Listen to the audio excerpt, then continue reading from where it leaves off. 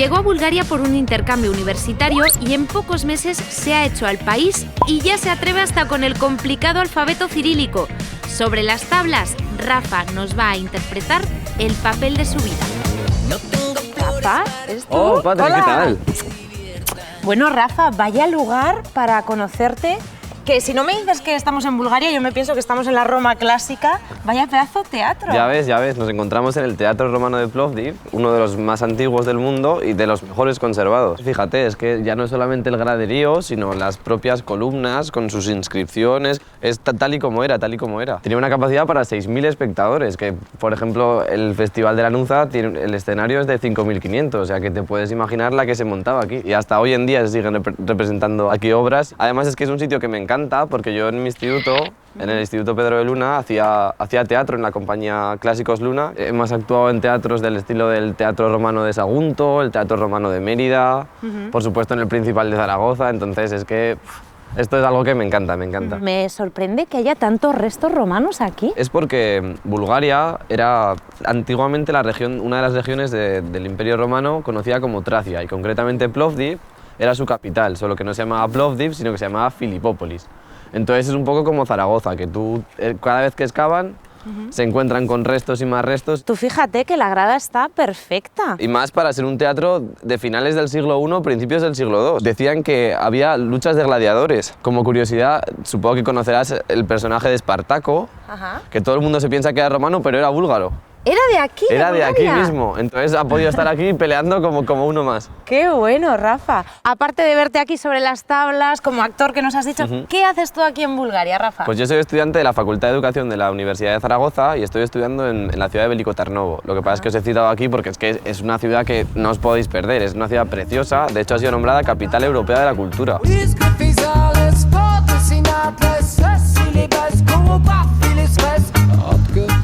Pues aquí tenemos el arco de Isar Capia.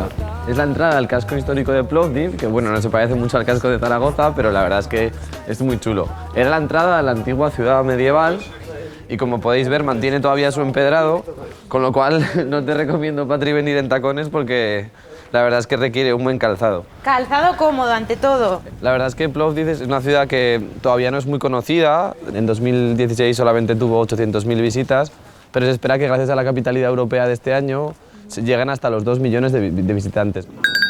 Sonreíd, chicas. ¿Que habláis castellano? Sí. Hola. Hola, ¿qué tal? Hola. ¿De dónde sois, chicas? Yo de Madrid, yo de Asturias. Y Sevilla. ¿Qué hacéis en Plovdiv? No, hemos venido de visita. Estamos en Sofía visitando la ciudad y hemos venido un día a pasar. De ocio, más bien. Bueno, aprovechando a viajar, Sí, decirlo, sí. claro. ¡Aragoneses por el mundo!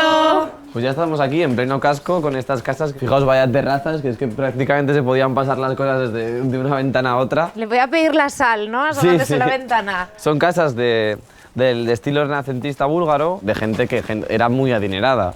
Era gente que hizo dinero pues siendo médicos, comerciantes y tal, y han sido casi todas reconstruidas en museos. Entonces, pues, si os parece, vamos a entrar y vemos una. Venga.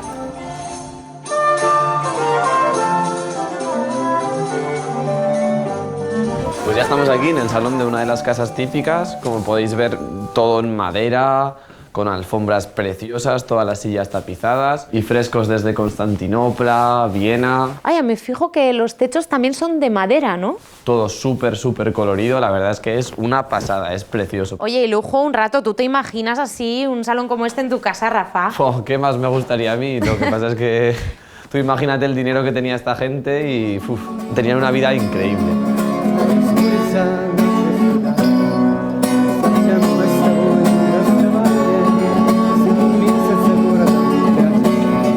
Bueno, pues estamos ya aquí en plena calle Nias Alexander I, que fue un príncipe búlgaro, y estamos ante la calle peatonal más larga de Europa. ¿Qué me dices, Rafa? Sí, sí, sí. A ver, en realidad es un poco trampa, ¿no?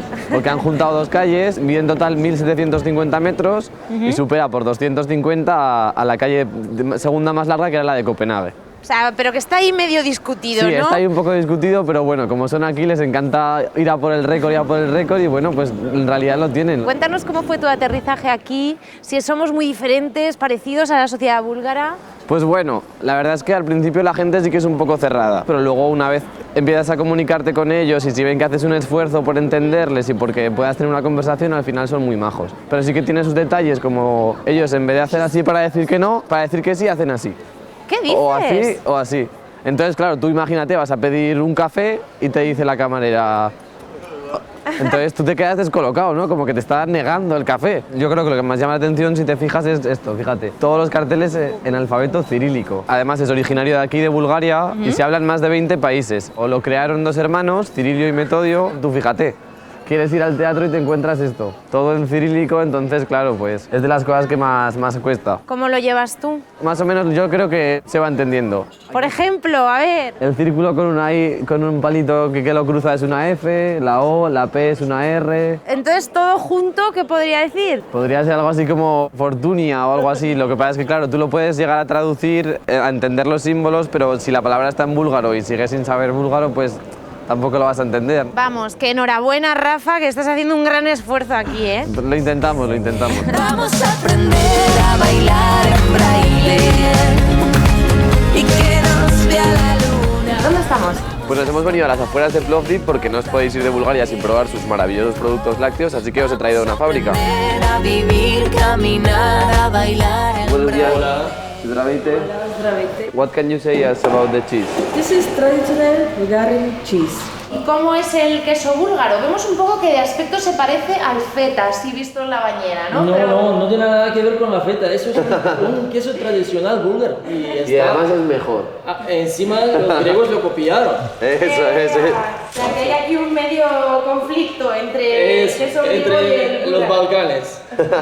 Aquí os enseñamos el yogur, es un poco especial. ¿Esto es yogur? Sí, esto es yogur, pero es más rico, más denso, que se usa solamente para ensalada. Aquí lo meten, se pesa, lo empaquetan. Tenemos aquí varias operarias de la fábrica y te quería preguntar cuánto pueden cobrar una persona que trabaja aquí. Una persona pues normalmente cobra 500 euros. El salario por unas 40 horas de trabajo. 40 horas de trabajo. Yo te quiero hacer una pregunta también. ¿Tú por qué hablas tan bien español? Bueno, pues yo estuve 18 años en España, hacía casas y porches. Ah, tú fuiste en la época de la construcción allí. Sí. ¿Y te volviste hace mucho? ¿Estaba la cosa mal en España? Estaba un poco hundida la cosa y ya me fui para acá porque había más trabajo. Pero bueno, ¿te gustó España? Claro que sí, siempre vuelvo. Aquí es el punto final del yogur, que se pone en las cajitas. Vemos que pesa ahí 1 kilo. ¿Y esto cuánto cuesta una caja de 1 kilo? Cuesta 2 euros. ¿Solo? Solamente 2 euros, sí. Tienes que probarlo. Vamos a ello, vamos a ello. ¿Qué te parece? Sabe un poco como el yogur griego, ¿no? No tiene nada que ver con el griego. Nada, la verdad es que está súper bueno. Nos han dicho que es de aquí, de donde nació el yogur. Claro, la bacteria sobrevive solamente en esta región, en Bulgaria, en otros sitios no. Ese es el secreto, ¿no? De hacer Sí. yogures tan ricos como ese, Rafa. Yo no puedo parar.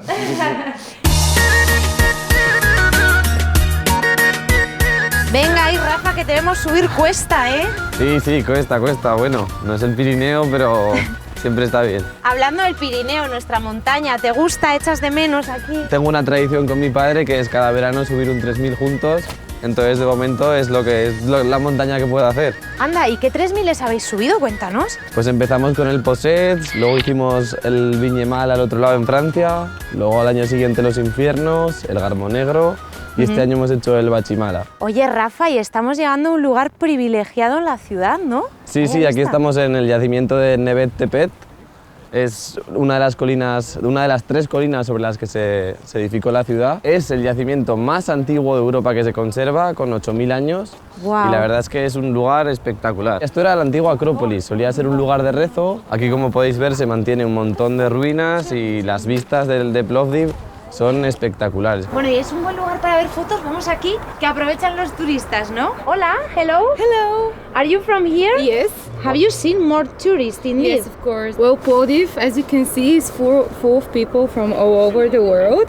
We are capital of culture 2019. There is a certainly increase in the amount of people coming over here. Ahora mismo todo el mundo conoce Plovdiv, todo el mundo habla de Plovdiv, entonces están súper orgullosos de que es una de las mejores ciudades de Bulgaria. Thank you. Bye bye guys. Chao, chao.